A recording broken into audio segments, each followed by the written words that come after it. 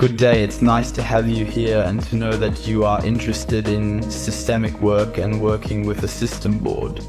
I have the great honor of presenting to you here how the whole thing works and how you can work with it. In this video course, we will explore the true meaning of the term systemic and its implications in depth. What is systemic coaching precisely? What is a system in general? And naturally, we will discuss what you can accomplish with such a system board here and what you cannot do with it, what the limitations of this quite effective method are, in my perspective. In the second part, we will discuss the functioning of a setup with a system board and how it works in detail. Here you'll receive a template from me with 8 steps that you can use as a guide so that you can really follow these 8 steps in every setup. And once you've gained experience, you can also get more creative with it. That's how I started as well. And in the third round, in the third video, we'll see what a problem setup looks like. This is another special form of constellation, which is also very powerful, easy to implement, and at the same time really provides a new perspective on a specific problem. I'm Philip Bandholtz, a systemic coach specializing in fatherhood and the host of the Club of Fathers podcast. And I've been working with the system board since I started my work, not because I am employed here or anything, but because from my perspective, it is the best option currently available on the market. And that is for several reasons. Firstly, we have an insane abundance of characters here. This is beneficial for me because I do not have to be concerned about possessing the corresponding numbers for any configuration. I am capable of doing anything with it. I am able to bring in anything that might still arise in such a setup. I particularly like that here we also have such completely neutral figures. Just some blocks without faces. These are very important, especially in problem setting, as you will notice, because these blocks can represent all sorts of things. They have the capacity to, for example, symbolize bravery or an obstacle that every person encounters in their journey. Everything in due time. You will comprehend what I mean within the extent of this course. We also possess a few threads in this location that are not bad to have in our possession. As a coach, when I drive to a client or a client comes to me, I know I don't have to worry about anything. I can unpack it anytime and work with the client using it. The setup on the system board is an incredibly powerful, strong, and profitable method for me because actually anyone can do it. So if you have completed this course, worked through it, and also interacted with it to some extent, then you are actually capable of conducting a constellation with any adult individual on any matter or subject that resonates with them. And without a doubt and with a guarantee, new things in some way or another manage to emerge and become apparent. The client or the person you are working with in this way gains new perspectives on their problem or situation in some way.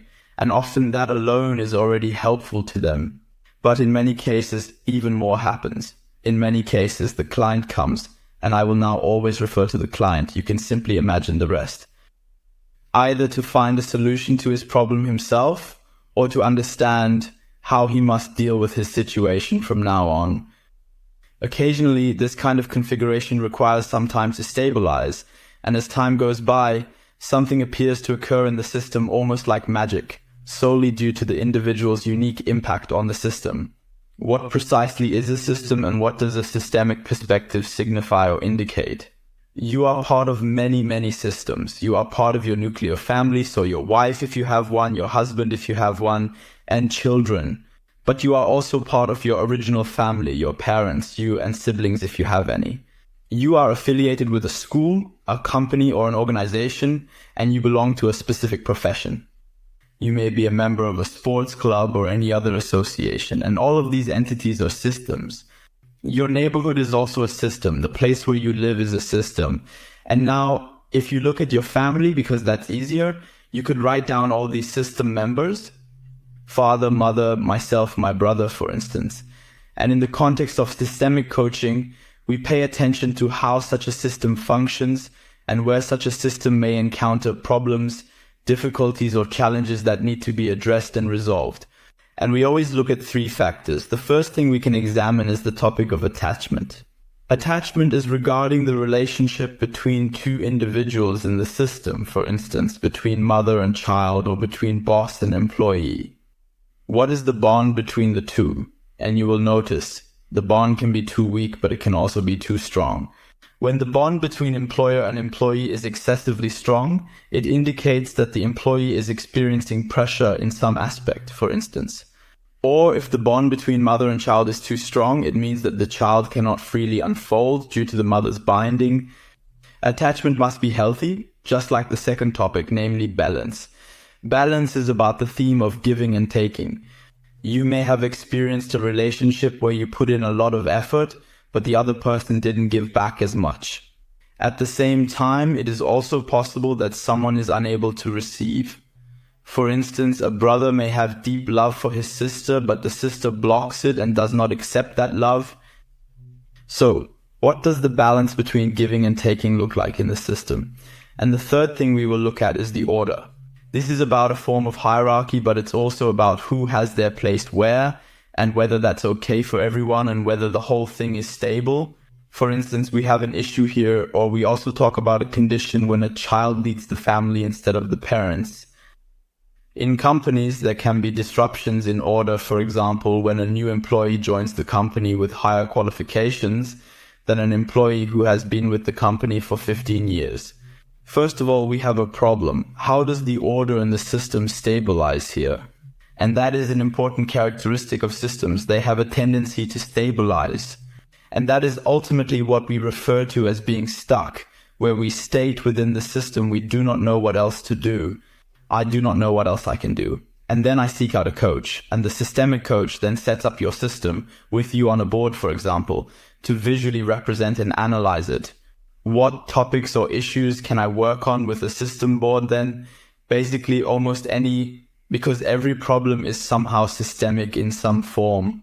This does not mean that setting up at the system board is always the best method, but it will always provide new perspectives on a problem or a topic, and it will also provide solutions right from the start.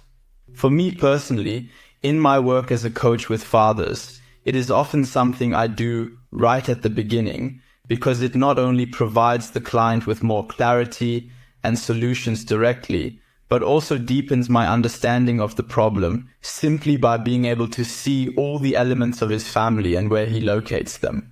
But we'll get to that in the second part, how it works. Who is suitable for this board? Who should have this board? From my point of view, every single adult, in fact. Because you do not have to be engaged in counseling or coaching in any way, shape or form professionally. You can also do such a setup with a friend, with your mother, with co-workers, colleagues, or even by yourself if you prefer. However, it is important to note that a system board is also highly suitable for individuals who work with it in a professional capacity. As a coach, I consider it to be an essential item, and for those who offer counseling services, it can be a valuable and lucrative tool, if you know how to deal with it, but you can fortunately learn that now here with this video course. I also want to briefly mention the limitations of this method and discuss the types of questions and issues where you should be cautious and consider whether to address or tackle them. Firstly, it is when an individual has genuinely undergone a traumatic experience, such as childhood abuse or the loss of a child or partner, that exhibitions can evoke intense emotions. Hence, it is crucial to carefully assess beforehand whether you feel capable of handling it, whether you are adequately trained, and whether the person sitting across from you is also able to endure it. Always pay attention to your client in general and how they feel in the situation and how they feel about it. However, you will notice that this method, when we don't yet have the experience, generally proceeds in a way where the client decides what happens. You sit there and observe more, giving occasional small hints. Another topic that is very dear to me is children. I would like to request that you refrain from working with children using the system board, as we can never be certain of the exact effects such a setup may have on a child, or the insights they may derive from it.